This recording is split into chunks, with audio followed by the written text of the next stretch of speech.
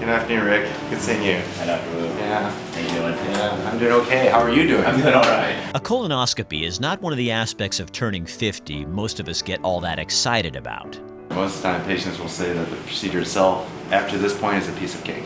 Okay? It's all getting ready for that with drinking that stuff and fasting. That's the hardest thing.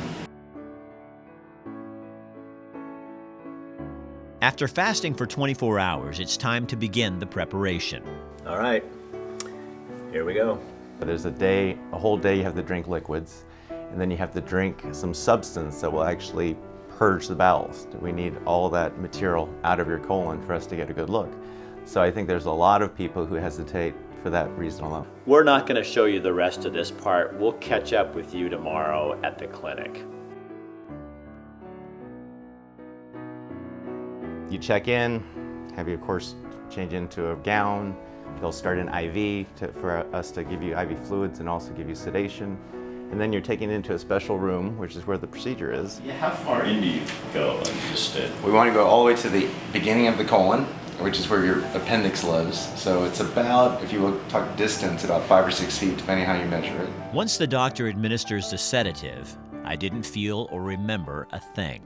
The resolution on this scope is very good. We can see polyps just 1 or 2 millimeters in size, which if you look on a ruler is pretty small. So we have to actually go from the anus, advance it sort of up the tunnel, if you will, to get to the way over here, which is what we call the cecum, or the beginning of the colon. 5 to 8% of Americans will be diagnosed with colon cancer in their lifetime. That's about 1 in 15 people. We slowly come out, look at all the walls of the colon, if you will, look at all the all the surface area. We're looking for polyps, which are little growths of tissue. They look like warts almost. They could be potentially precancerous growths. And we look for anything that might be abnormal. Colon cancer is one of the only cancers that the death rate is actually dropping. Colon cancer is also one of the only cancers you can prevent with this type of procedure. Which is pretty astounding if you think about it, and pretty exciting. But people don't recognize that what's the price of that sort of assurance and that process? Well, the price is drinking some stuff, going to the bathroom, being on a liquid diet, and going through a colonoscopy once every 10 years or so. That's not that big a deal. Still, of the people who should be getting screened with a colonoscopy, only about 50% are actually doing so.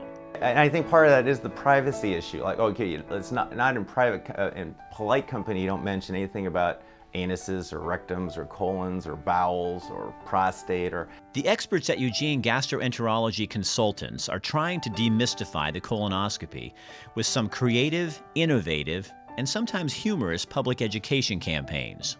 As I mentioned, sort of the puritanical view of, let's not talk about that. But they didn't talk about breast cancer 50 years ago. It was a taboo topic. It's like, oh, don't ever talk about breasts. That's not what you talk about in polite company. But if you look at what's changed over the years, that view has changed, and appropriately so. The hope is the more comfortable we become talking about these issues, the more normal the colonoscopy will be. The colon conversation is slowly changing. The biggest reason is to hopefully prevent colon cancer from forming.